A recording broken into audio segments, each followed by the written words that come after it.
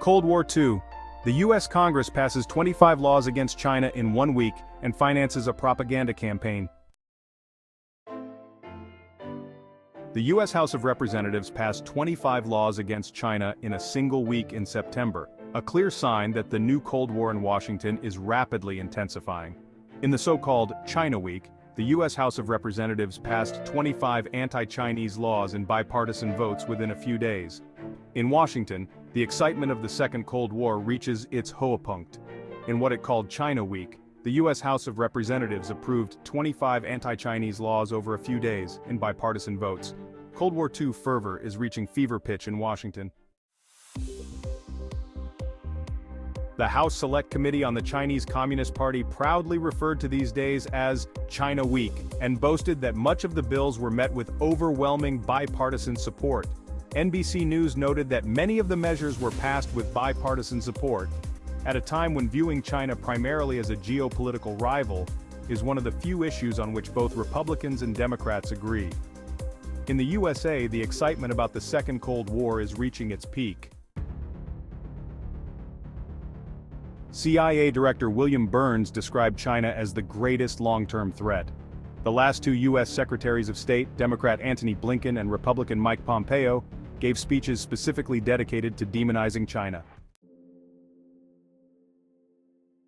In a 2023 article in the Financial Times, centrist British columnist Gideon Rachman recalled, "When I visited Washington last week, I was struck by how commonplace talk of war between the U.S. and China has become. Many influential people seem to believe that a war between the U.S. and China is not only possible but even likely," Rachman wrote, adding that U.S. officials currently view the Cold War not as a warning, but as a potential model. Among the bills passed during China Week in September 2024 was the Countering the PRC Malign Influence Fund Authorization Act, which would provide $1.63 billion, $325 million each year from 2023 to 2027, over 5 years to the State Department and USAID to fund organizations spreading anti-Chinese propaganda around the world. The anti-interventionist think tank Quincy Institute for Responsible Statecraft noted that this massive funding of anti-China propaganda would be about double CNN's annual operating costs. Other bills passed during China Week include threats against Hong Kong's Ministry of Economy and trade attacks on Chinese officials and their family members over Taiwan, strengthening U.S. influence in the Pacific, deepening relations with Japan and South Korea, expanding blacklists of Chinese companies, hoping for a weakening of the renminbi.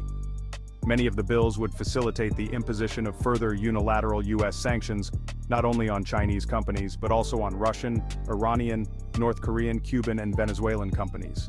The United States has already sanctions imposed on a third of all countries in the world, including 60% of poor countries. The so-called End Chinese Dominance of Electric Vehicles in America Act presents Chinese electric vehicles as a supposed threat and is intended to restrict them. However, this does not mention that, as the New York Times put it, few Chinese electric cars are sold in the U.S. An April 2024 report by the U.S. International Trade Commission found that Chinese vehicles accounted for just 2% of electric vehicle imports into the U.S. from 2018 to 2023. Nevertheless, just a month later, President Joe Biden announced 100% tariffs on Chinese electric vehicles. Other bills passed during China Week target Chinese drones, batteries, biotechnology, routers and modems, telecommunications infrastructure, and media companies. The bill would also block scientific cooperation with China and ban the sale of American farmland to citizens of China, Russia, Iran, and the Democratic People's Republic of Korea, DPRK. A particularly redundant bill passed by the House of Representatives would deny funding to U.S. universities that host Confucius Institutes, organizations that teach Chinese languages and culture to foreign students. This measure was passed despite the fact that, as the U.S. Government Accountability Office, GAO, reported in 2023, Congress in 2018 limited federal funding for schools with institutes. Almost all institutes have since been closed. All of these laws passed during China Week must then be approved by the Senate and signed by the President before they officially come into force. Deputy Secretary of State China is the most significant challenge in U.S. history. Kurt Campbell says the Cold War with the Soviet Union pales in comparison to the challenges presented by China. Deputy Secretary of State Kurt Campbell said on Wednesday that China is the most significant challenge the United States has ever faced. There is a recognition that this is the most significant challenge in our history, Campbell told the House Foreign Affairs Committee, according to AFP. Frankly, the Cold War pales in comparison to the multifaceted challenges that China presents. Campbell is a longtime China hawk and has been pushing for more of a focus on the Asia-Pacific since the Obama administration, and is considered the architect of the so-called Asia pivot. He was confirmed as the Deputy Secretary of State back in February, and previously served as the top Asia official on President Biden's National Security Council. It's not just a military challenge, it's across the board. It is in the global south. It is in technology. We need to step up our game across the board, Campbell told the committee. During the hearing, he called for Europe to get tougher on China and join the U.S. in sanctions on Chinese companies. Chinese Foreign Ministry spokesman Lin Jian was asked to respond to Campbell's remarks during a daily press conference and said they are steeped in Cold War and zero-sum mentality. China is committed to carrying out friendly cooperation with all countries in the world, and we do not target any third party when developing normal relations with other countries.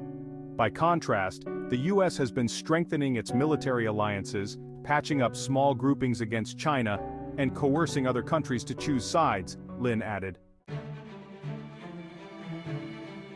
Campbell's view that Beijing is the top threat facing the U.S. is shared by the Pentagon. In the 2022 National Defense Strategy, the Pentagon declared China the most comprehensive and serious challenge to U.S. national security strategy, with Russia named the second leading threat. U.S. military leaders are openly planning for a direct war with China in the future, despite the risk of the conflict turning nuclear.